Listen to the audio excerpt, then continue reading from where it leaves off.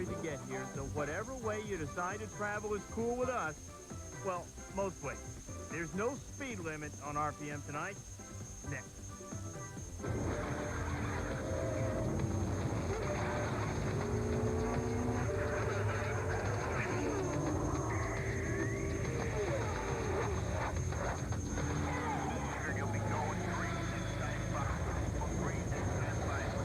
Miller Lite 200 at Mid-Ohio turned into a demolition derby. None more spectacular or frightening than Michael Andretti's wild ride. He was shaken up but unhurt. Andretti's ride not the only one finishing on a hook for the day. We'll take you back out to Mid-Ohio shortly. Hi there, glad to have you with us on RPM tonight. I'm Reese Davis. Ahead on the show, we'll go back to Bobby Rahall's last ride at his home course and see if he can come out a winner. The Indians are going for their 4th straight win. Hi, and welcome to MVP Baseball.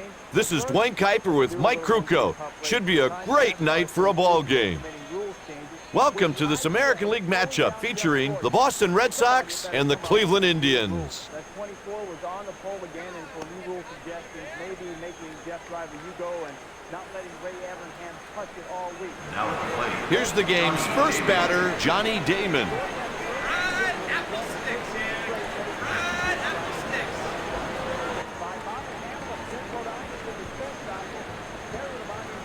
Without contact, and then Bodine's driving a three-wheeler. That is taking Goodyear run-flat technology to a brand-new level. Terry Labonte, meanwhile, lost the brace into the wall of voodoo. He would finish 40th on the day. Lap 44 on the restart. Kenny Schrader, he got by without contact earlier, not this time. Up and over Tom Hubert in the 13th. Jeremy Mayfield's involved in there. Hubert, the 13th, got sheet metal damage, I'm guessing. He would finish 36th.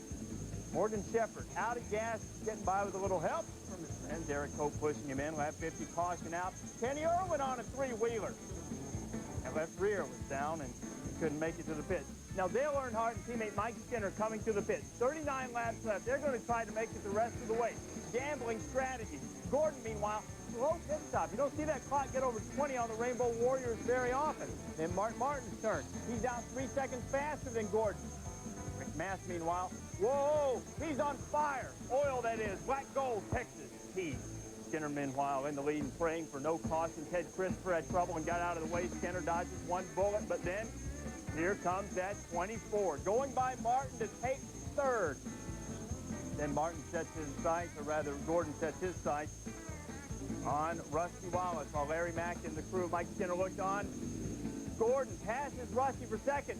Jeff thought he was in the lead. Then Evernham tells him, you got to pass Skinner. But Skinner had to run conservatively. It was either run conservatively or run out of gas. So Larry Mack told him, you got to let him go. You got no choice. And off he went. Jeff Gordon's getting it done. He's low, he's live, he's a winner again for the 3rd straight race. 36th win of his career. Hey, look, fans, you got a right to do whatever you want to do, but appreciate what you're seeing from this guy. His 7th win of the season, 36th of his career. Boo if you must. This guy's getting it done. He's won 4 out of 5. Martin's 4th straight second-place finish. Mike Skinner, despite that gambling strategy that didn't pay off in victory, still the best finish of his career. 2nd straight week, he set a new high water mark. Russ's 5th straight top 10. DJ's best finish at the Glennery matches it. Kyle's best finish of the year. Sterling, likewise. 4th top 10 at the Glen for Bobby Labonte. But again, it's Gordon, first man to win 3 in a row since Jeff Gordon in 1996. He spoke with Bill Weber. Well, for the 3rd straight race, Jeff Gordon back in victory lane. I can ask you about the race, but other than that, I'm out of questions. So just tell me about how you did it this time. Well, it was a great race. One of the best battles I've been in a long time, and it's really fun to race with guys like Rusty Wallace and Mark Martin on the road course. They're just so awesome, so good. And, you know, we made a little mistake in the pits, got us Your attention, we had, you know, the throwing inning. So when I got behind those guys, man, I was just burning up my brakes, burning up my tires, and I just had to sit back and try to keep those guys in sight and see what we had for them at the end. That daring pass in the inner loop is worth looking over several times. Well, you don't make that one every day, but in the closing lap, when you're racing with somebody like Mark Martin, you know he's going to run you hard and clean, and you try to give him the same respect back. But, you know, if you don't take the opportunity when it comes to you, you're not going to get by a guy like that. At what point did you know the 31 was trying to do it on fuel mileage and you were chasing him? Well, I was out there, you know, for a while, just watching my mirror, trying to pull away from Rusty and Mark, and wondering when Mark was going to get by Rusty and come after me. And about that time, it was like 5 laps to go, and I felt pretty comfortable about our lead. And then Ray said, okay, 31's a leader ahead of you. I was like, whoa, wait a minute, what's going on here? So, you know, I just tried to be smooth, not make any mistakes. I could see, you know, he was conserving fuel, conserving tires. His tires were pretty worn out. And, you know, we had a little bit fresher tires. We were able to run them down. Well, he repeats at the Glen, and he sweeps the road courses in 1998. Jeff Gordon wins again.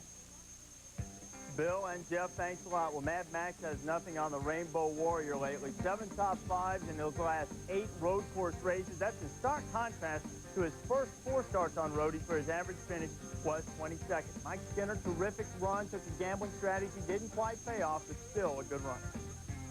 We're starting to rack up some top 5 finishes, and you know, it comes from good race calling and good heads-up work with the pit crew, and you know, great car owners. Richard and Judy's hung in there with me when they probably should have fired me, and you know, now it's starting to pay them back a little bit. It's a great day for us. Yeah, Jeff was a smart driver today. Gave us a driving lesson. He's just awesome. Valvoline Cummins' car was good. My boys tried to win it on a pit stop. I couldn't close the deal for them. I'm sorry. I tried real hard, but I just couldn't close it out for him. Had a good run, good car. We just get a little bit too tight at the end there, and didn't have enough to make up the time. But no, we needed a good finish here. Hadn't had one in a while. Jarrett's right finish right behind me, and he's the one I'm trying to pass, and Mark and all of them. But we didn't lose nothing, that's for sure. Led a couple laps, got some bonus points, and that was good. But sure wanted to win it. I thought when I got up in front of Mark, I could have won the thing. He really did. Well, Martin keeps on finishing second and keeps losing ground, but as a testament to that 6th team, through the 24's torrid tear, Gordon's lead still just 82 points. Gordon has added just 30 points in his last 3 wins, because Martin finished second every time. DJ holds 3. Labonte's highest standing since Daytona. Mayfield's low water mark of the season, and Jeff Burton sneaks ahead of Terry Labonte. Well, for those of you who think you've heard everything about Jeff Gordon, there's more Jeff Gordon, including a place where he hasn't won. He's gearing up to change that. Also ahead on the show, starting from the pole, has been a good omen at Mid-Ohio, although this would appear to belie that fact. Now Alex Zanardi going for an unprecedented three-peat at the track and taking a rather unusual course to get there.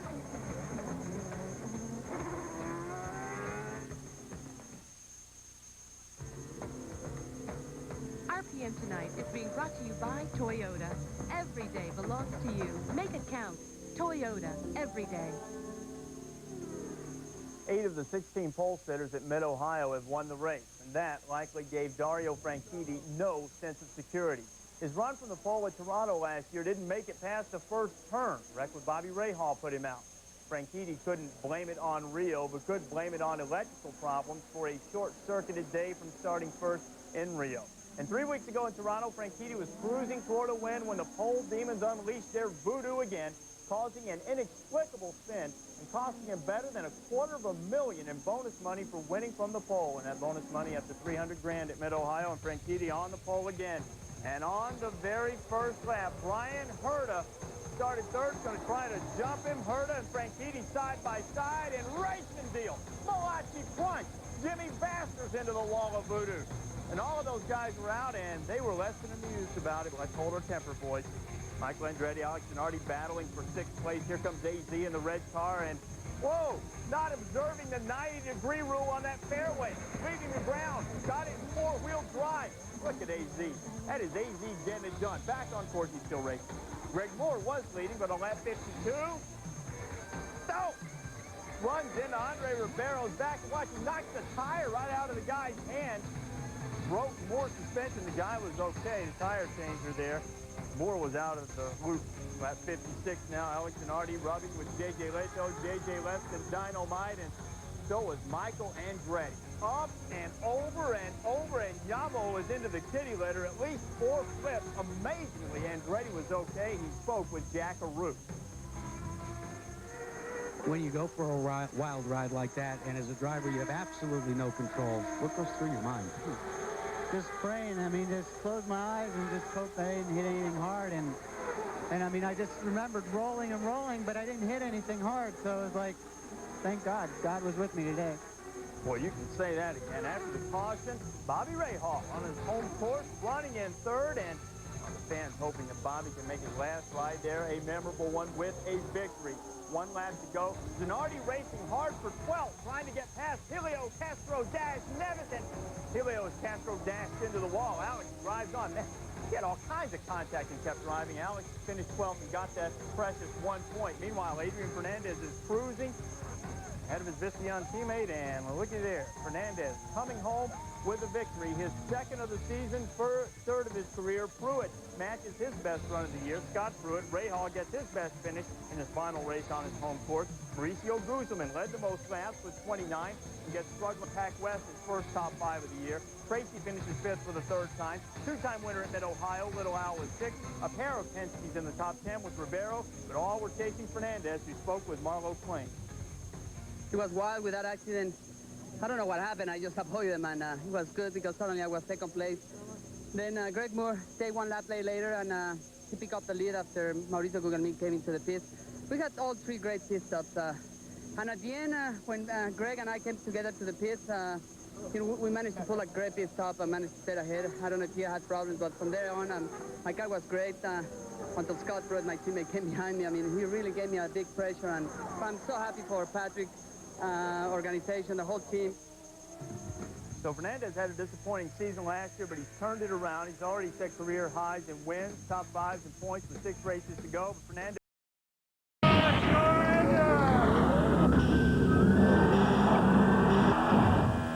Coming up on RPM tonight. The Winston Cup comes to Talladega. How will things turn out for points leader Dale Jarrett? Can Jeff Gordon complete the unimaginable hat trick? Or will the Intimidator sweep through the world's fastest speedway? Team Ferrari finishes 1-2 in Malaysia, but that was not how this story ended. Controversy and save hang. There's a 2-step in Texas as there's a 2-way fight for the points lead. The IRL season comes to an end. Will Juan Montoya's championship dreams hit the wall down under? Get excited. RPM tonight is next. He brought him up on strikes. Next at the plate. I think we win from there. I think I win from last place, really, with this race car. Mike's car is running awful good, though, and then I think our packages are going to be about the same. He's got 1 win and 1 loss on the season. In racing, we call that foreshadowing. Welcome, race fans. Thanks a lot for joining us on RPM tonight. I'm Nick Watson. A full Sunday of speed to tell you about, including a points title decided in the Indy Racing League. You'll be up to speed in just 30 minutes. The 1-2 delivery. Talladega is indeed sweet home Alabama for Dale Earnhardt and the Richard Childress racing effort. The man in black has won there 8 times before, while Childress is the active leader in wins on that track as an owner. But a blown engine in Friday qualifying placed Earnhardt in the 27th starting position heading into Sunday's Winston 500. The deepest any winner has started on that track, 24th. Let's go racing at Talladega. Points leader Dale Jarrett starting 17th on board with Mike Skinner early. There's Earnhardt from 27th to 5th in the first 5 laps. For Jarrett, the reverse was true. Lap 24, he's going backwards, losing position early. Lap 81 on board with Joe Nemechek. 4 cars get together behind him in turn 1. Jeremy Mayfield, Johnny Benson, John Andretti all involved. Jerry Nadeau would catch fire as you see him up high on the bankings there. Benson actually got the worst of it. The front end destroyed. Nadeau, meanwhile, helping to put out his own fires. Watch this again. They try to go 4 wide in turn 1. You just can't do that. The accident was inevitable. Once they clear that up, back to racing. Jeff Gordon in the lead until a hard-charging Earnhardt passes him on the outside, takes the lead, loves to pick on Gordon. Final set of pit stops on the way into the pits. Terry Labonte blows an engine, and that would bring out a caution flag. Of the several cars that entered pit lane, only 3 actually pit, including Earnhardt. That would pay off. He's able to pit and stay on the lead lap. Meanwhile, Jeff Burton entering the pits way too fast. His tire changer, Mike Brill, gets hit, suffering only bruises, and then Brill got back up and finished the job. That is professionalism. 39 laps to go. Michael Walsh is looking for his first career Winston Cup win, passing Earnhardt, and takes the lead, but it would be short-lived. Waltrip blew an engine. He would finish 39. 14 laps to go. Jarrett passing Earnhardt with a burst of speed on the outside. Jarrett takes the lead. 4 laps to go. Earnhardt will return the favor, passing Jarrett on the outside, and he takes the lead.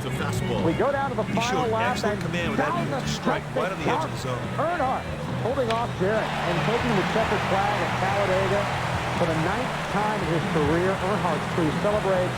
His second win at the track this season. Champagne for all my men. Earnhardt getting his third victory of the season and the deepest starter ever to win at Talladega. Dale Jarrett, meanwhile, is 21st top 5 of the season. Ricky Rudd at top 5 with Robert Yates supplying the engine. That is a preview of things to come. Check out the rest of the top 12 at Talladega. Kenny Irwin finishing 10th for his third straight race. And just off the board is Mike Skinner. Came back from 26th to 13th. His teammate came from 27th all the way to first. Didn't feel like we had any chance at all to win that race. I mean, it felt like we could run in the top 5 with the car, and it just didn't seem as dominant as the spring. And hitting weakly towards we got the race at the end and going outside and Skinner and the 18 car, and we just kept dressing, kept working. Finally, got up there with Jarrett, finally cleared him, and I couldn't believe we cleared him. And then they got racing side by side. I couldn't bring Skinner with me. I hate it for that because Skinner and me were trying to work all day, trying to help each other out. But man, I couldn't really help Adolph for a couple more laps there and won the race. Just really amazing, impressive. Just shows you if you just keep working hard, you just don't give up. One time you got hung out there on the outside, you kept gouging your way back to the front. Nobody ever thought you'd get back up there. Yeah, it's a tough race all day long. You got pushed back, you had to fight your way back up there. Fight through the claw and everything to get a hold of it to get back up there. You just had to make some moves that you had to hope they would pay off. There's strike this year. Is this team finally back to where it should be? Well, they're making the turn. They really have. And Kevin and I have a good chemistry, a good mix. And we look forward to the races left, and we look forward to the year 2000 season. Our thanks to Matt Yoakum. Earnhardt leads all drivers with 10 restrictor plate victories, 2 of them this year at Talladega. Plus, he finished second twice at Daytona this year. Of the 130 laps he has led in 30 races this year, 106 of them have come at those 2 restrictor plate tracks. Now more reactions from Sunday. When you get beat by the very best at this, it's not too bad. And, that guy's just so good. I thought that we had him back far enough that I wasn't going to have to worry about him, especially if he was up on the outside. He really got some good help and got a good run. And I almost had him cut off there, but I think that I might have created a big wreck if I'd tried him harder. Todd and all them boys over there, the 28 and the 88, come over and said, hey, Ricky, here's something y'all might want to work with. And we put a setup over there this morning. I didn't have a clue what it was going to do until we started the race. And we just sort of laid back. It took me a while to get used to it. It was a little different from what I was used to. But then at the end of the race, we came on. Second top 5 in the last 2 races. I mean, I've always told about it. He's headed to second. I wasn't good enough. You guys got to interview me. So, you build it, they will come. Once we got back there, it was really hard to get back to the front. That's not one of my best virtues, but the guys in the radio kept doing a good job of keeping me calm and making sure I kept going in the spot that I needed to be in. I'm not happy with 12, never happy with 12. Like I said, I was going for the win, but I'm happy to come home safe. I mean, race like this, you just count your blessings when you walk away, and the car's in one piece. What's the point? Dale Jarrett lengthening his lead by 24. It looks like a hands-down favorite to hold on. No change in the order of the top 8 in points. Some movement, though, in the top 12 as Ward Burton moves up to 9th position. Jeremy Mayfield jumping ahead of Trey Labonte for 11th. Later in the show, back to Talladega, only 17 laps under caution. The big one never really came. A closer look later on RPM. Michael Schumacher is the first to admit that his knee is not fully recovered from the injury that kept him out for most of the Formula One season. In fact, he said before this weekend's Grand Prix of Malaysia that he couldn't run more than a few laps at a time without pain. Still, he chose to enter the race in large part to support his Ferrari teammate Eddie Irvine, who's in the thick of a points battle with Mika Hakkinen, and we would have some intrigue in Asia. Well, let's go racing at the Grand Prix of Malaysia right off the start. The Ferraris of Schumacher and Irvine hog the front row and hog the first corner. Schumacher takes the lead, Irvine second, David Coulthard's McLaren third. The position would hold until lap number 3. On lap 3, Schumacher becomes the number 2. Moving over for Irvine to take first, then throwing the block on Coulthard. Lap 4, Coulthard forcing his way past Schumacher. Coulthard takes second. Lap 5, Hakkinen tries to sneak through. Schumacher shuts the door. Lap 32, Irvine in the lead. A 10-second margin at that point. The McLaren team has got to be worried. There they are. They're worried. Because Mika Hakkinen's in third, but stuck behind Schumacher. He's running interference. Schumacher blocking him the rest of the way. On the last lap, Irvine leads. Schumacher second. Ferrari's 1-2. The prancing horse can prance into the championship lead. Right, wrong. After the race, Formula One issued a statement saying, in part, when checking the bodywork facing the ground, it was noticed that parts of the reflector panels do not lie on either reference or step planes in accordance with Article 3.12.1 of the FIA Formula Technical Regulations. In short, they cheated. Both Ferrari cars disqualified. The entire Ferrari team left unhappy and anxious to get on a plane and get out of Malaysia. The DQs, meanwhile, handing the F1 title to Mika Hakkinen for the second straight year pending an appeal. And assuming nothing changes on Monday, Irvine will have 60 points headed into the final race of the year in Japan on October 31st. McLaren also takes the constructor title thanks to that ruling in Malaysia. And there's a strike. Now, of course, Ferrari is appealing those disqualifications. The International Automobile Federation could issue a ruling as early as Monday. At the very least, a decision will come before the final race of the year. That comes October 31st in Japan. Still to come, the kart game went down under this weekend with a points race heated up. Highlights from the Honda Indy at Surfers Paradise.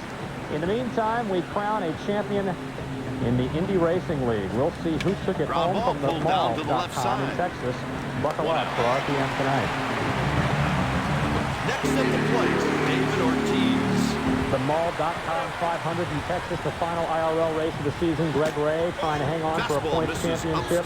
Sam Schmidt, one of the contenders, not helping himself. Under caution, he loses control, skids across the grass onto pit road. He would recover from that. Meanwhile, up front, the yellow car of Scott Goodyear lapping the blue car of Sarah Fisher, the youngest IRL driver ever. Fisher not having a great debut. Lap 117, Goodyear leading on board. He hits the bus hard into the wall and across the grass he goes, hitting for X-rays. Clearly, the vehicle was done. Now go on board with Sam Schmidt. Quit by Scott Sharp on the left. Schmidt bangs the wall, spins, and P2 is all done. So it's down to Kenny Breck and Greg Ray for the title. About 40 laps to go. Breck running second is done. He got tapped. So in the actual race, Mark Dismore would go on to win his first career IRL event. The crew ecstatic. But in the race for the championship, Greg Ray takes the whole enchilada and a donut to celebrate. His mom, Ginger, full of emotion, obviously. Mark Dismore wins the battle. Greg Ray wins the war. Dismore gets his first career win after starting second. Ray finishing third after starting on the pole, but he is your points champion. 73 laps under caution in Texas. This after a 4-hour rain delay on Sunday afterwards. Marlo Plain caught up with the IRL points champion. And the side is retired. After 2.5, the score is 3-0. It's so wonderful to be part of this Glenn T. Menard. It's an honor to drive for them. They're a championship caliber team, and we've had our ups and downs this season, and I feel like maybe we could have won this race, but we were conservative and made a few calls, and it all came our way. So I'm very excited for next year. I talk to all these guys and try to did a hell of a job this year. Well, the 4 hours weren't nearly as bad as waiting the 3 weeks in Las Vegas. You know, we were trying to wrap up the temperatures there, and had some bad luck there, and so the 4 hours today was no big deal. I have friends and family here, and all these fans hit out in the rain was latest for us, so it's fantastic. And I just my hats off to John Menard's team and my family for supporting me, and it's going to be a hell of a night here in Dallas-Fort Worth. What were your emotions when Kenny Breck fell out of this race? Well, I knew we had the pace to run with everybody all night long, and I was really concerned towards the end of the race. We were off sequence, and you know, it was going to be really tight there at the end. So you know, you try to become emotionless and not think about it, because anything can happen anytime. And Jackson takes one all I can say is we've tried very hard. We give it our all. I think we live right, and it paid off tonight. You and Tom Knapp have been together a long time. You guys have underfunded the first couple of years in the IRL. You guys came in here with a Fleming and John Menard, and you put together a championship team. Oh yeah, it's wonderful. Again, as a race car driver, it's the opportunity of a lifetime, and you know, you always want to feel like you can go out there and do a good job, but you have to have the financial backing and the organization, and John Menard has provided that foundation, and I guess lucky for me, we have a very long-term contract, so I'm very excited about our future. It's going to be great. Stepping in, Travis Hafner. There's a batter who can just explode against right-handed pitching. Party times in Texas for Marlowe. Thanks. Final point standings in the Indy Racing League. Ray is the champion after finishing 21st in points last year. He won 3 times this year. Kenny Brett finished 16th on Sunday.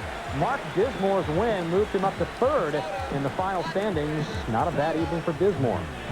I mean, this is great, you know, to go into the offseason like this, and it gives all the guys a lot of confidence, and just knowing that we can win races, and we already knew that. We just hadn't accomplished it, so this is awesome. It wasn't to be. We had a strong cars with AJ, and power team did a fantastic job. I flew everybody, but we had to win, and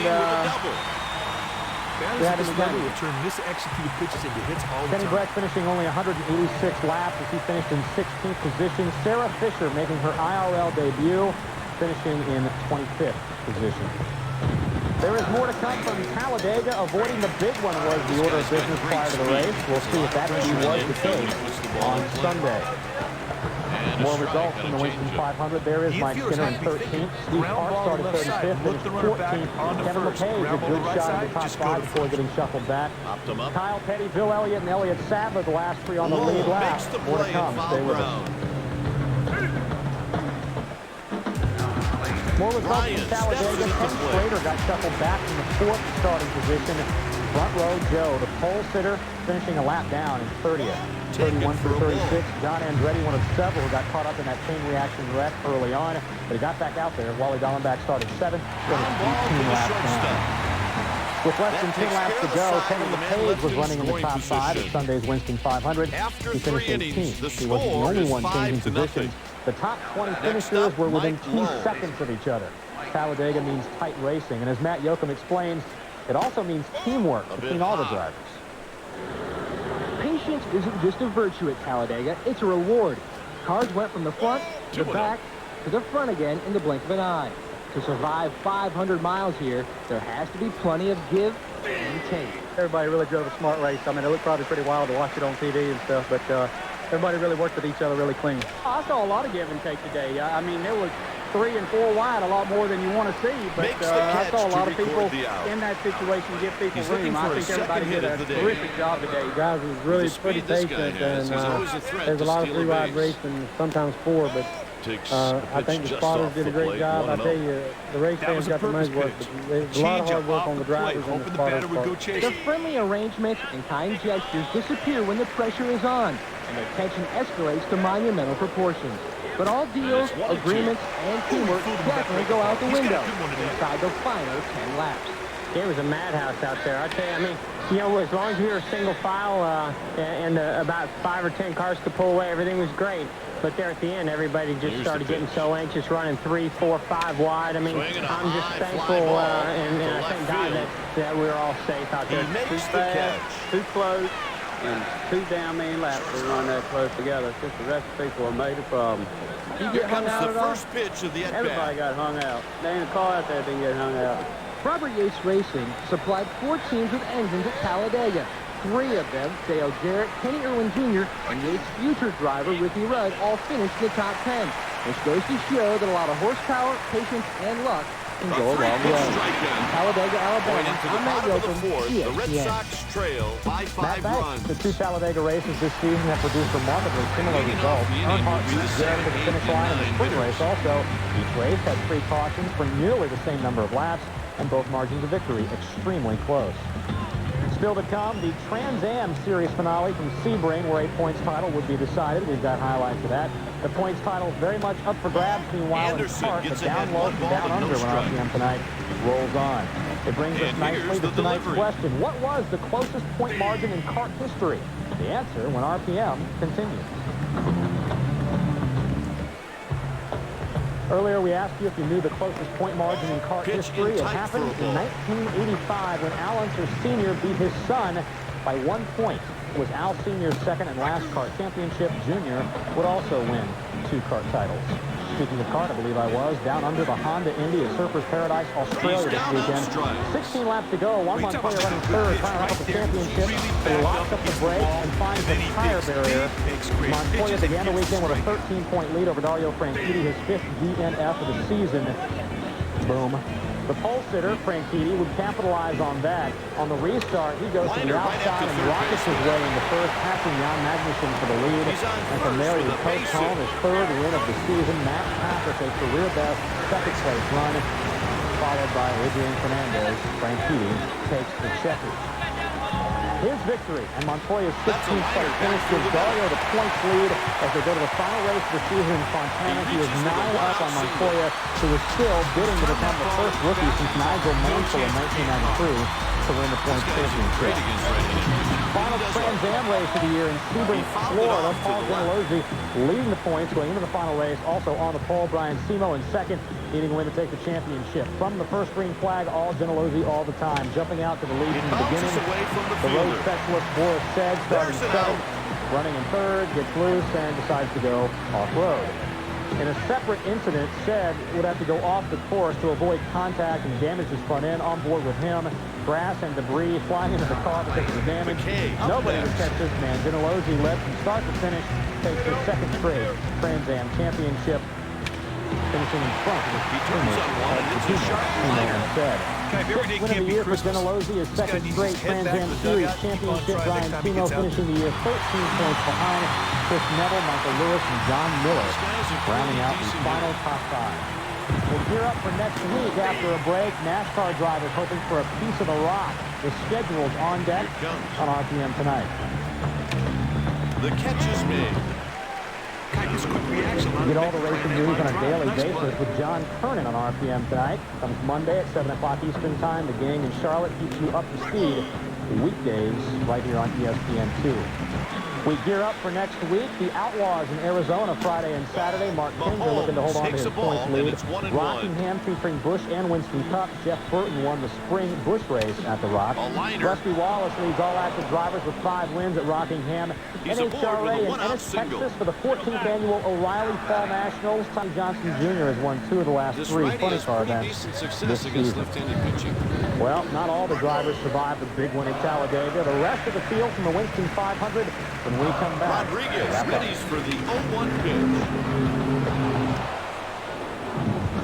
The remainder of the field from the Winston 500, Dave Marcus held the final qualifying spot on speed, starting 25th, finishing in 38th position. Gary Nadeau among those knocked out by that big wreck early in the event. Andy Hillenberg completed only 50 laps before he had to depart. Only 17 laps run under caution at Talladega on Sunday. 32 lead changes among 16 drivers. The top 20 separated by less than 2 seconds at the finish. Thanks a lot for joining us on RPM tonight. We're back here next weekend with notes from Rockingham and a lot more. I'm Whit Watson. Till then, keep it straight. Thanks for watching. He barely got wood on that pitch. RPM Tonight is a presentation of ESPN, the worldwide leader in sports. Proud to be celebrating our 20th anniversary. For more, log on to ESPN.com, part of the Dro Network.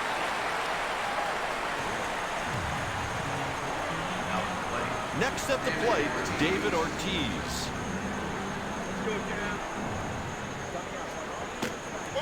Pitch taken for a ball.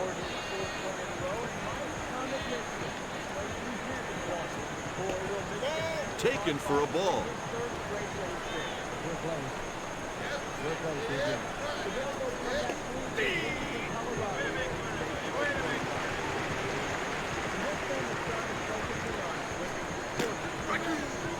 If the hit goes to right field, they may not want to run. The right fielder's got a cannon for an arm.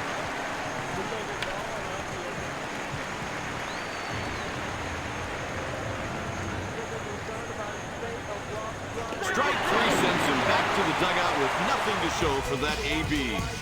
Going into the bottom of the 5th, Boston trails by 5. It's time for the 3, 4, and 5 guys. Reviewing this incident, and it's not the only one that got Cart's attention. One involved.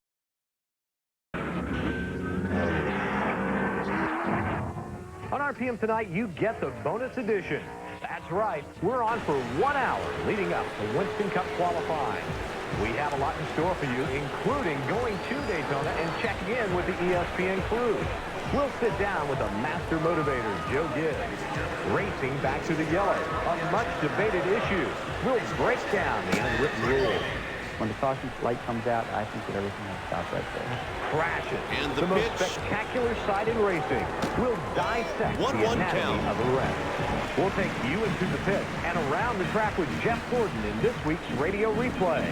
Concentrate on what's in front of you, and you'll be fine. Get this done, buddy.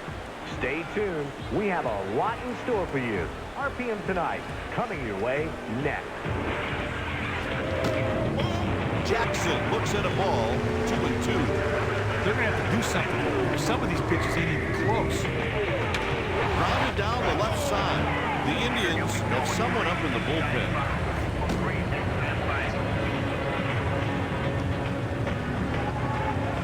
Hello, everyone. That's I'm John 4 Kerner. Welcome strikeouts. to a special 1-hour Partner edition gets ahead of him and RPM never Tonight. looks Coming up, back. racing back to the Sweet yellow. strikeout. The anatomy of a wreck in Jeff Gordon's big win at Sears Point. And speaking of Gordon, he won the pole for the Daytona 500 earlier this year. Tonight at 8 Eastern, he'll go for 2-0 and get a perfect. You can watch all the action of live NASCAR. Once you got qualifying right here on ESPN. Into right field. It's the roll to the pole and the top 25 starting spots for And he puts it away for the out. Immediately following RPM Tonight at 8 Eastern. Bob This guy Jenkins can getting flat close out to run. 11 race Really run puts lap the will be pressure on pulling the the action defense in when he's tonight's flying around qualifying the round. So bases. let's take this opportunity to check in with them from the Daytona International foul Speedway. ball. Bill, what's going on? Well, John, right now it's very quiet here, but the day was pretty exciting. Mostly sunny skies, temperature in the low 90s, and enough humidity to make even James Bond sweat. But rain is in the forecast. Showers and thunderstorms, the typical weather you're used to here at Daytona Beach. In fact, it's just a typical beginning to what should be a wonderful 4th of July weekend. Now, the showers and thunderstorms that are in the forecast for this evening and for the rest of the weekend are the late afternoon variety, the kind that should interrupt competition on the track, but definitely shouldn't eliminate it. Now, 3 hours of practice ended a little over an hour ago. Joe Nemechek was the fastest guy on the track. However, you always wonder when they practice down here, is it a clean lap or did the guy get a tow? Those are questions we'll get the answer to when qualifying begins in just about an hour. Of course, all 3 hours of practice under a blazing Florida sun. Qualifying will begin in the evening hours when it should be much cooler, and a lot of guys go very late in the session. So a number of questions to be answered will determine a pole sitter here tonight and the top 25 qualifiers for Saturday's running of the Pepsi 400. For more on the day's activity, let's go to the garage and Ray Dunlap. Well, Bill, you remember back in February, Jeff Gordon, of course, won the pole here for the Daytona 500, went on to win the race. Pretty far back in points right now. They're currently fifth in points, but they've got a very good car here at Daytona, and I'm with Ray Evernham. Ray, when we look at the practice speed, you guys are back about 14th. What's the deal? Well, the car that we sat on the pole with here at Daytona is in the Daytona Museum. The brand new car we built for Talladega got destroyed, so this is our last year car, and it's probably not going to qualify as good as those 2 new cars that we built, but it's a real good race car. This is the car that won the race here in October, finished second at Talladega, so we just got to get it in the show the best we can and then take it from there. Very impressive run by Jeff and the whole team last week at Sears Point. That was a great win for you guys, I'm sure, but as you look at the points right now and we're getting ready to go into the second half of the season, you guys have your work cut out for you. This guy seems to have superior no command. more than any other year. You just got to go and worry about winning races, leading laps, and if the other guys have trouble, they have trouble. If they don't, we just had a lot of trouble this year, and we just really can't worry about it. I feel like we're doing our job now. The team is really clicking well. We've put a string of finishes together, and we just got to keep doing that and see what happens in November. Okay, good luck. Now, Jeff Gordon will roll out very late in the qualifying run tonight here at Daytona. In the last 8 races, this team has won 4 of them. So Jeff Gordon, once again, should be strong here at Daytona. Sends him back to the dugout with nothing to show for that AB. Kevin LePage will be the first to qualify shortly after 8 o'clock. Now, we've only seen this once before, BP. These cars race here under the lights at Daytona. Will qualifying be different under the lights than it is during the daytime? Yes, it's going to be much more spectacular. When these cars, you know how they use the air to push the cars down close to the racetrack? Well, now when they go down the corner and hit the racetrack, the sparks fly. We'll be able to see the sparks much better at night than we've been able to see them in the daytime. Line drive, back up the middle. Not a lot of difference now. All right. That's a story from the another single. We're standing by for qualifying at about 55 minutes. Just about at the end of his thanks road. a lot. And just this note, a number of big names do go late in the session, as we mentioned. From 35th on back in qualifying, you'll find Jeff Burton, Dale Jarrett, Jeff Gordon goes out 41st, Ken Schrader, Ward Burton, and Jeremy Mayfield. Good reason to stick around for the entire qualifying session. John? Thanks very much, Bill. We'll be checking back in with you guys in just a few minutes. When the NASCAR Winston Cup Series rolls into Daytona in July, silly season always seems to hit high gear, and this year is no exception. Matt Yoakum reports that a couple of sponsors have decided to end their long-time associations with a couple of teams, and there will be a new full-time team next year. There will be a lot of changing colors in the year 2000, beginning with Ricky Rudd's number 10 team. Wednesday, Procter & Gamble, tied the parent company, announced their departure from Rudd's team at season's end. The move was not a complete shocker, but nonetheless, it was disappointing. It leaves Rudd's plans for a two-car team up in the air. It's been good to me, and hopefully it's been good for Todd, and it's their money to spend as they see fit, and they chose to do something different. And you know, we're not all, it's not all doom and gloom here. We've got a couple of good, solid opportunities on the table, and hopefully within the next 30 days we'll have an announcement to make, and a sponsor and the partnership arrangement that we've been working on. Hopefully we'll be ready within that time. For Rudd, the shocker was the team Tide is currently negotiating with, Champ Car owner Cal Wells. The same group who recently acquired McDonald's from Bill Elliott for a future NASCAR program. If they're going with Robert Yates or Rick Hendricks or someone like that, I'd probably step back and say, you know, you probably that was not a bad call. There's a line but drive. I don't understand going with a team that doesn't have a shop. They don't have a driver. They don't have a crew chief. They have no track record. I don't understand it, but again, you know, it's their money to spend where they choose. But I just hope that you know, that they made the right decisions for themselves, and you know, we'll move on and go forward. Driver Ken Schrader's gold colors will fade away after the season finale in November. The company has been involved in NASCAR racing since 1981. The departure by U.S. Tobacco has changed owner Andy Petry's future plans for APR. I was a little surprised, yes, I was. I thought that it had been a real good relationship. I know it was, you know, on our end, and I think the sport in general has been real good to U.S. Tobacco, but there's just the environment's changed, and they need to go different direction. Center. It was a surprise, though. You know, there's been some talk that you might be going chases it down. The runner scores on the sacrifice fly. Yeah, that would have been the plan. Doesn't look like that's going to be the direction now. Sack fly, but he got one and it brought home a run. To me, that's a successful at bat. Probably not. Olympic track star Jackie Joyner-Kersee and her husband Bob announced Thursday the formation of a new NASCAR team with Truck Series owner Kurt Roy. At this juncture, they're not sure whether the team will run in the Busch Series or Winston Cup. But there are still three major variables left missing: a driver, a crew chief, and a sponsor. But the Kerseys hope to have those answers by September 1st. In Daytona Beach, Florida, I'm Matt Yoakum, ESPN. Thanks, Matt. Joe Nemechek led the way in practice on Thursday afternoon with a fast lap of 193.665 miles an hour. Dale Jarrett led a parade of 4.4 next to 193.59, while Tony Stewart led the way from Pontiac with a lap of 192.472. Jeff Burton heads up the next group drivers with the 7th fastest lap in practice, 192.357. John Andretti, who won this race 2 years ago, was 9th fastest. At the restricted plate track, everyone waits for the big managers at the mound to give them some more time. The anatomy of a crash. When we come back, we'll show you why the plate motors have 300 horsepower less than the engines NASCAR usually run. Bringing in the righty right here is a good move because right-handed hitters can have trouble picking up his breaking pitches.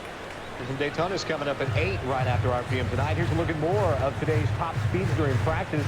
Dale Earnhardt and Jeff Gordon check in 13th and 14th, while Buckshot Jones makes his return to this series this weekend. He was 18th overall. The NASCAR Winston Cup engines are restricted this week.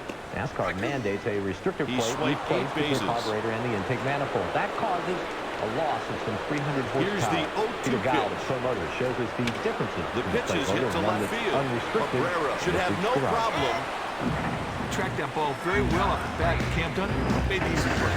I'm standing here strolls to the plate. Ford and Cup engines. I mean, this guy can really get down the line. He's always a threat to lay down. They look very similar. This is an open track engine, and this is our restrictor engine that they store in Talladega. As you can see, this batter pounds the ball from the outside, it's very similar, with the exception that you use a different type of intake manifold on this one compared to this one. This is the base plate off of our carburetor. We have 4 1.68 holes. It gives us a square area of 8.95 square inches. And that's our air That's a 3-pitch strikeout. Now that, in theory, after goes 6 on innings, the score is 5-2. Unrestricted. On the restrictor motor, the next batter we is take Manny the same Ramirez. base plate, but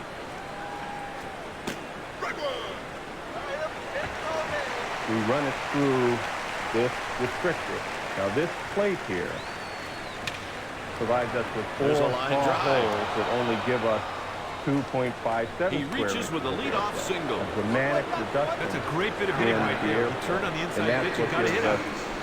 It's a good bunt situation for the offense. The defense needs to set up a defense. Motor, how do we make horsepower? How do we try to get an advantage over the next guy? There are really only 2 areas. As long as you play by the rules, 2 balls, no strike. All the air you're going to get. He's throwing too many balls up there. He's got to start throwing strikes and trying to throw out air in there, and it goes up against this plate, and the carburetor can't act in a nice, smooth fashion. So what we do, one of the ways you can get and hits a line drive is by trying to get all the air that is actually provided. So, hey, Kai, good work there to get the runner to score position. Cylinder heads and the pistons and the camshafts and the intake manifold, we do a lot of abnormal things to try to get it so the carburetor draws its air. Stepping in 1 for 3, Johnny Damon. Of that air provided Kai, the scouting report tells me that runner will not be rounding third on a hit to right field. An engine, that guy out there's got one of the best arms in the league.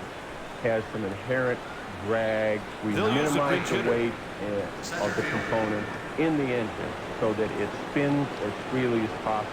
Because if we can allow the engine to free up, the pitcher and catcher have a strategy in mind. So far, the batters are taking as if we made 10 more horsepower. And those are the only 2 legal areas, really, that you could work on from the engine standpoint. Thanks, Peter. Here's the reason NASCAR decided to go to the plate. Speeds were getting way too fast, and they were worried about cars flying into the stands. To the left side. Almost did at Talladega. The plates have been about a 15-mile-an-hour reduction in the speed turn this year, and the fastest smart play to hold on the ball. No good could have come from the third. Coming up, the dangerous and unwritten rule of racing back to the yellow. Next at the plate, Mike Lowe. Do you dare to be there? This afternoon, Bill Elliott turned the 20th fastest lap at 191.03 miles an hour. Joe Falk's team is back in action this week, and Hut Strickland was 22nd fastest in the 91 car. They want more speed on the bases, so here comes the pinch runner. Turned the 25th fastest lap in practice. No outs. Perhaps the most dangerous situation on a racetrack occurs after a crash and the yellow flag flies. At that point in time, many drivers try to take advantage of the situation by hauling the nail back to the line, trying to either get a lap back or gain an extra position. So Weber checked in with a number of NASCAR competitors to see what exactly was up. It's a good hard sinker right there, trying to make a batter fish for last lap. I don't care. Swing and a miss on the pitch on the corner. Great pitch in the flat. Would have been a call strike even if the batter did swing through. It takes the rocket scientists to figure this out. We don't need to be doing that. It's a ground ball the other way. Nice concentration at second base. A run scores. Good, aggressive base run right there. He got second so quickly, there wasn't even a third at first. No chance to turn It's a gentleman's agreement, a pact among competitors. Up Yellow next, means Miguel stop. Cabrera. But if there's no rule against it, racers will do it, pitching. especially if it will give them an advantage. Out of the Continuing zone, to race that's a on ball. a track that might pose danger is another matter. Just like on your street, the yellow light has a purpose. Whether you heed it is up to you. There are 43 guys that people in cars holding the steering. Inside the fly ball, the outfield should score a run here unless it's hit to the right field. He has got a super arm. It really depends on the time of the race. Did he say that last caution window out inside that last pit cycle window? He's going back. It is a little frustrating, but we're the ones that are sitting in these race cars pushing the button. We're matching the right pedal, we're matching the left pedal with the steering. We can make it work. They are competitive. They all are. They're going to do what they do. But sometimes a gentleman's agreement just makes the competition feel fuzzy. But unfortunately, in that fuzzy area lies a cause for concern. Is the event more important than the safety of its participants? Hey, Kai, as a manager, you hate to see this guy come up. His speed makes him a constant threat. All through my career, I never did that until I got here in NASCAR. And it was very... All this guy's got to do is hit the ball marginally deep, and they should score the run from third. So you just don't know what you're going to have to race through. I mean, I've literally got run in the side, I got run in the back up, I've got run all over. Some cars trying to get the last back while they're leading the race. Caution plate comes out, I throw my hand up to slow down, you look behind you, and you see a fleet of them running for 1 mile an hour. That's the time run. That's one of the most dangerous times on the race. He got under it, hit it deep enough to bring the runner home from third. Every once in a while, it's you sitting there in the track. It's you that they threw the yellow flag for. And it's very uncomfortable sitting there knowing that here comes 40 cars trying to get back to the yellow before the other guy. if you had guys getting hurt every week, or guys getting hurt one a year, or really getting hurt at all, then it's time to probably look at, let's do something different. But right now, at this point, you know, whether it's luck or just drivers using the head, we really haven't seen the injuries because of the race package flag. But getting the emergency equipment to the wreck site is another Sometimes concern. you try to make the hitter Our chase your precious, pitch. life-saving seconds lost if the cars are still racing. Straight up. You don't want to create another situation by moving crews too quickly. For the Red Sox in the 7th. Hey, partner, it's time now for the 7th inning stretch. Didn't you sing recently at Wrigley Field? Oh, I sure did. When I was in the league, I could pitch in front of 50,000 people, but that was like going to my backyard, singing the Take Me Out to the Ball Game at Wrigley. I was scared to death. So, you know, I don't think that part of it, being told to be in another race, I don't think that's as big an issue as some others. Safety is always an issue for the drivers, but another important area of interest is good racing for the fans.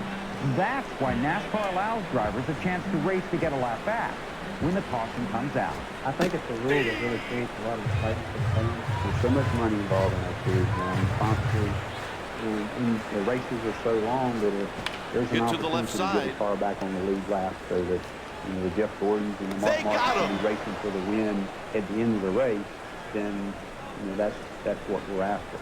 You know, those cars get back in the lead laps, they get up with the leaders, and one of those guys might even win the race. And I've seen it many times. Can determine whether or not this guy tries to run for him. If he plays back, he could lay one down. He's batting .260 with 5 home runs and 15 RBIs. Down, not performing. So the circumstances can put you back in a reasonable manner.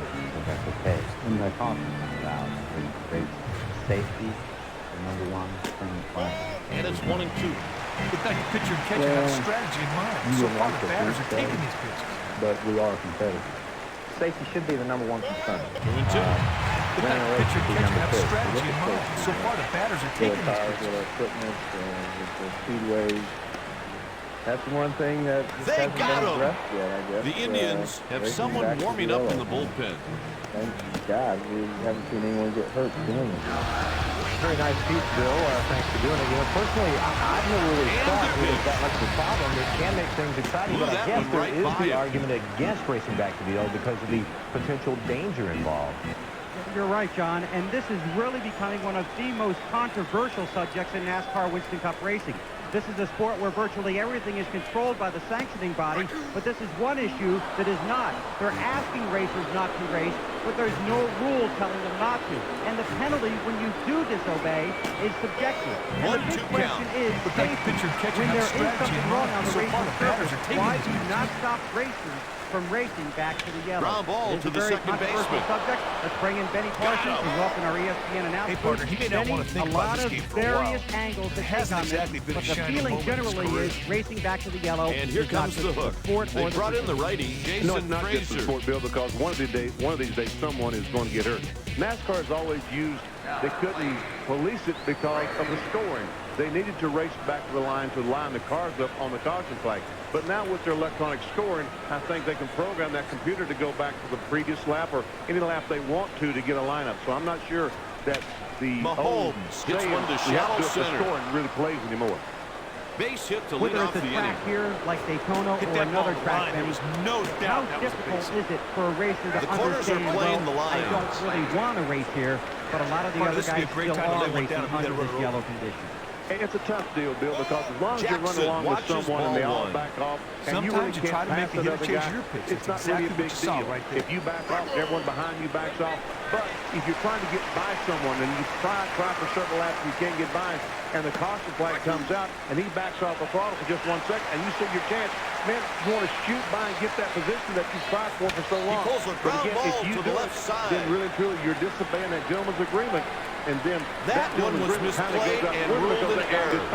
The next time it happens, he just did not get in good position to field that thanks a lot. So as you race fans can understand, this is a very controversial subject. Obviously, some guys do want to be able to race under when the caution comes out to get their lap back. But basically, if the sport's #1 concern is safety, you have to wonder why they let racers race. when there's something wrong with the racing surface. John? Bill, very good piece. Thank you very much. We'll be checking back with you guys in a few more minutes. Still to come on RPM tonight. We're going to ride along with Jeff Gordon at this point in this week's racing performance that made the difference. Well, Dale Earnhardt might be the professor of restricted plate racing, but of late, Bobby Labonte has been the dominator in the past 10 races. Stepping in top 1 5, for 3, top David 10, Ortiz. but one victory. This lefty How is about an above qualifying average tonight? You're on the pole for this event last year. Well, you know, I feel like partner, our this is an restricted plate ideal program is double as good as play ever, situation. and If the pitcher you know, these can get guys a bring ground some ball. This guy really runs like nice, he has a great looking, piano strap and in great his running race cars to restricted plate races, and makes my job real easy when it comes to qualifying, especially. So, yeah, we've you know, we're hoping that after practice today, when it all shakes out, we you know, we'll have some form. We're not quite as good as we'd like to be, but there's still a couple things we need to do to maybe make it better, and hopefully it'll work out for us. So you never know. What changes are you making to try to pick up that little extra speed? You're raised faster from practice. He crushes it. Well, I mean, there's a couple things we just didn't get to do. We didn't get to put all the stuff in it like He we needed made to the do catch to go at the qualifying. wall. So it just lacks just a little bit, and hopefully we can, you know, dial it in. Last year, this race was supposed to be run in July, but it ran in October. Are you able to take those October notes and put them towards this weekend, or do you have to maybe tweak on that a little bit? I'm sure we'll tweak on it, you know, whether it was run last July or last October. I mean, we're going to tweak on it anyway. It's different race cars, so same one we ran at Talladega, so maybe it's not, you know, we haven't really got any good notes here yet on it, but, you know, hopefully we'll figure that out real quick tomorrow, and then tomorrow night's practice, I should say, that we can, you know, get it where it's handling really well. But, you know, last year's setup was probably close, and we'll work off that. You had a lot of high hopes in February for the 500, but some mechanical problems kind of sent your day 3 and 2 back early for a bad finish. But this weekend, you guys kind of have some maybe racing for redemption, so to speak, trying to, you know, get back what you guys thought you'd have in February. All the guys worked real hard for that February race, and you know, when the Daytona 500 rolls around, and we were so good, and then something happened like that. After 7 and a half, it's you know, when tied you at come back around 5 to for this 5. race, I mean, you feel like, well, hey, we'll try to get them this time, but you know, we're just going into it. Time for the 3, 4, like we do every weekend. We're just trying to get it right. You know, be competitive enough to be up front at the end of the race and see where it shakes out. Good luck in qualifying. Bobby Here comes a Labonte new goes pitcher. out about 20th, and he sat on the pole here last year, so obviously these guys have a good shot.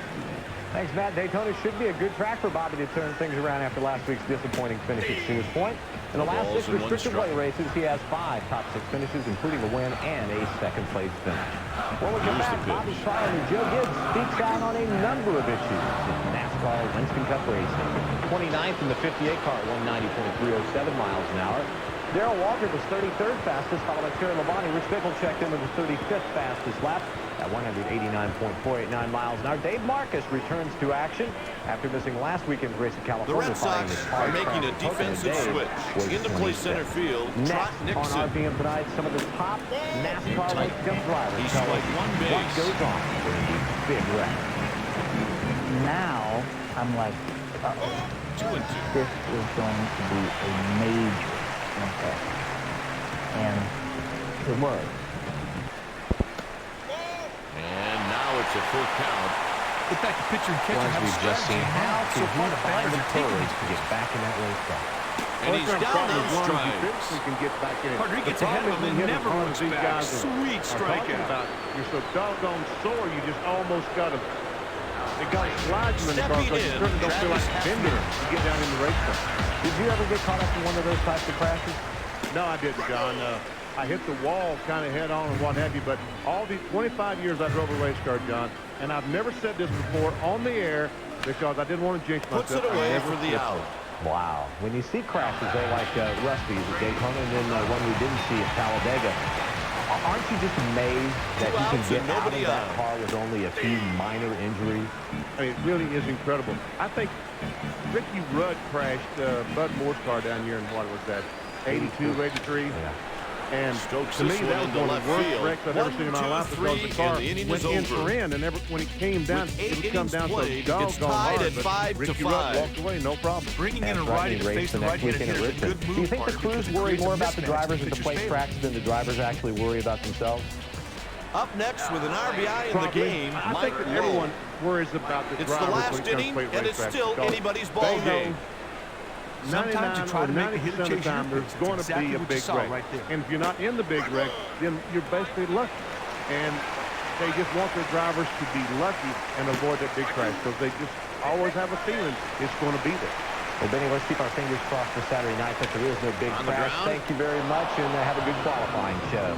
Thank you. Next they up, make the play at first. hopes his long wait for a Winston Cup win ends this weekend. They were all well outside the top 36 in speed during Friday's He's hitting 390 with 5 long balls and 30 runs batted in. Them will be headed home after he sends this pitch towards second base. That's after 184.6 miles an hour. Jimmy Donald's car. We'll see him back here again Friday night at 7 Eastern for a half hour on Friday. Coming up next right here on ESPN2, it's live NASCAR Winston Cup qualifying from the Daytona International Speedway. See you Friday at 7. Dirksen takes Good night, inside. everybody. This has been a presentation of ESPN, the worldwide leader in sports. For more, log on to ESPN.com, a part of the Go He Network. delivers. Go.com.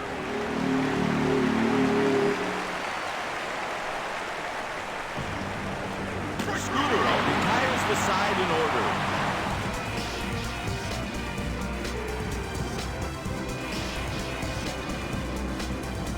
After 8.5, it's tied at 5-5.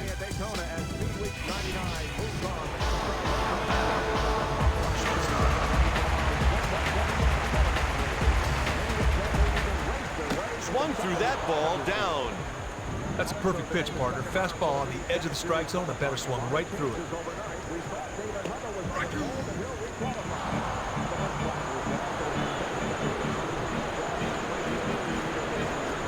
Ryan swings and misses. Strike 3. Hey, he gets strike 1. He just keeps plowing away for the strikeout.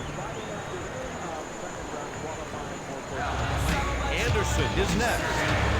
You don't see much bunting anymore these days in long ball, but if there was ever a bunting situation, it was right now. He swiped 3 bases.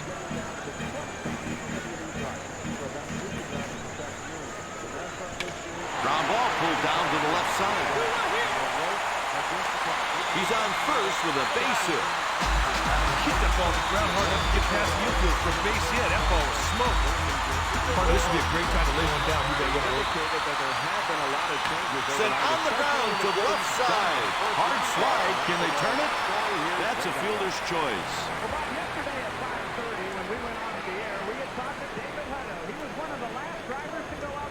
It looks like he may have been injured on the play. Let's hope it's not too serious.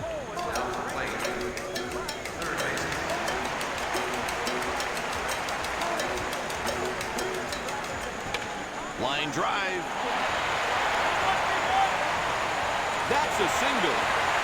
This is a great situation for the offense. The outfield's going to have to come in a bit here, and that's going to open up some holes. Here comes the first pitch of the at-bat. Partner, it looks like we're going to extra innings. After 9, this contest is tied. All right, partner. This dude isn't built to throw more than 1 inning in a game. Let's see how he manages this challenge.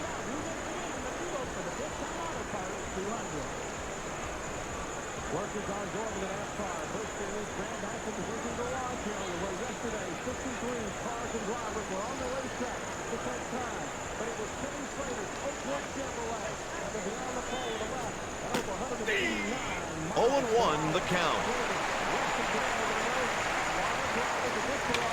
Fly ball hit the shallow left. He fouled it off to the left. He fouled it off to the right. He turns on it and hits a fly ball to right. He makes the play. Get a nice pitch there to get the fly ball. Nice work.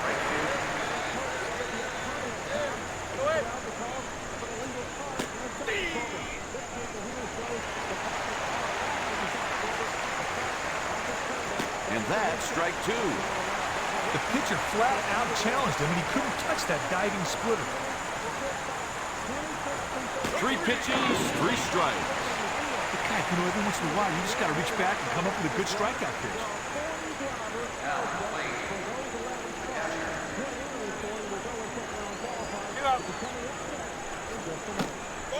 Jackson is ahead 1-0.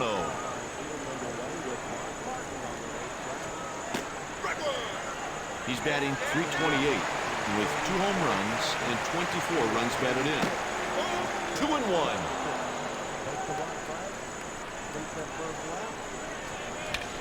And he makes the catch. That is a big-time catch right there. In extra innings, it's tied at 5-5. McKay steps into the box.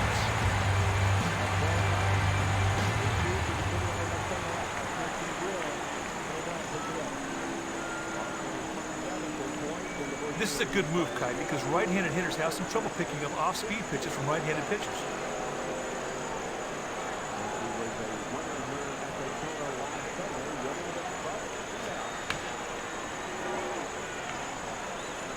Hits a foul ball.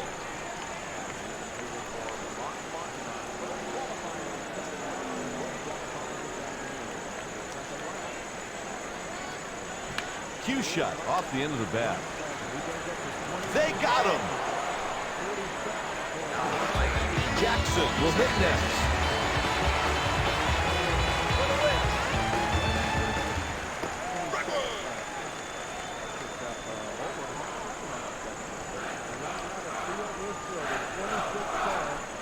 On the ground. They got him. At bat with 2 doubles, Travis Hefner.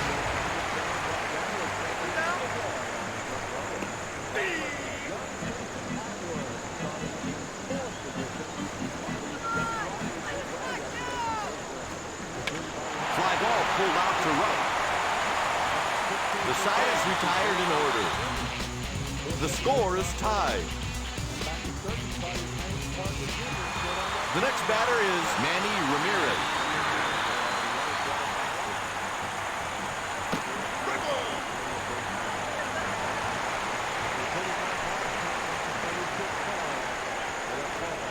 He comes up a little bit short.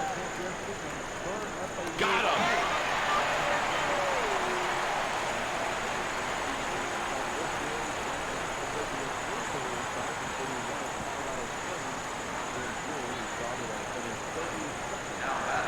Next at the plate, David Ortiz. Ball outside.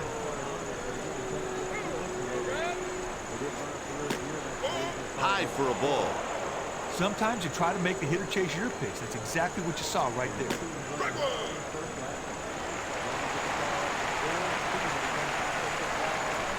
The bat went through the zone. Got the umpire to call, plain and simple. Ground ball to the first baseman.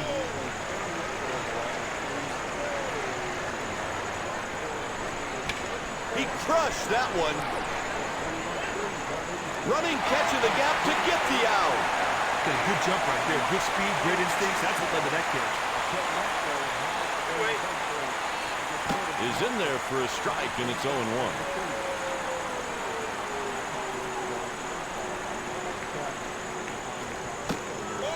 No swing.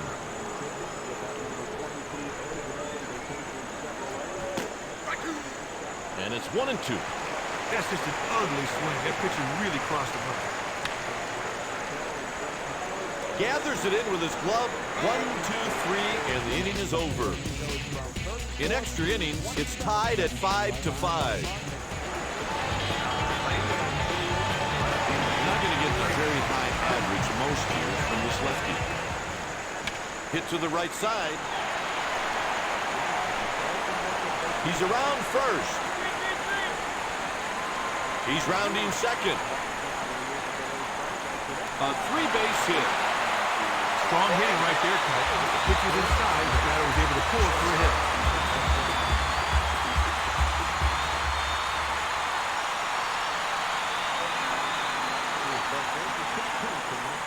The bullpen is stirring, so he just wants to come out and give the bullpen some more time. I don't know, Kite. I think he may be thinking on the mound too much after that visit. Bringing in the righty right here is a good move because right-handed hitters can have trouble picking up his breaking pitches.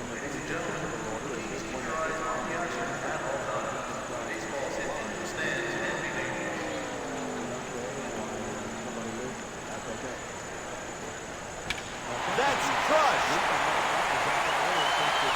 Just missed the home run. The game-winning run comes home. 1 degrees in altitude. Here, the Jim has to call 1-5.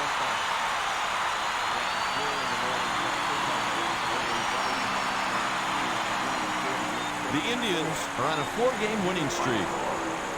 The final score, the Cleveland Indians 6, the Red Sox 5.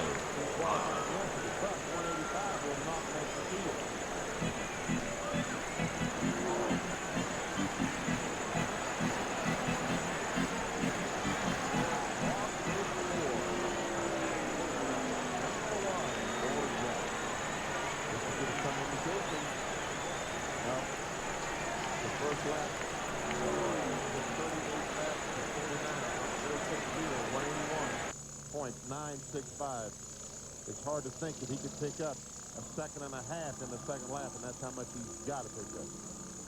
Another bright and sunny day here in Daytona with temperatures expected in the 70s once again. Forecast for the rest of the day good. They say there's a very slight chance of rain on Saturday morning, but only a 20% chance at this time. So it looks like that weather throughout the Daytona 500 is going to be good. It's going to cool off, I read or saw Saturday and Sunday down to the mid-60s. Still is not too bad. Not at all for the race fans who will gather here and sit in the sunshine. That'll be very, very comfortable. Second lap for Jeff McClure. He picked it up considerably, but still it's only 38 fastest. Yes, 49.028, 183.569.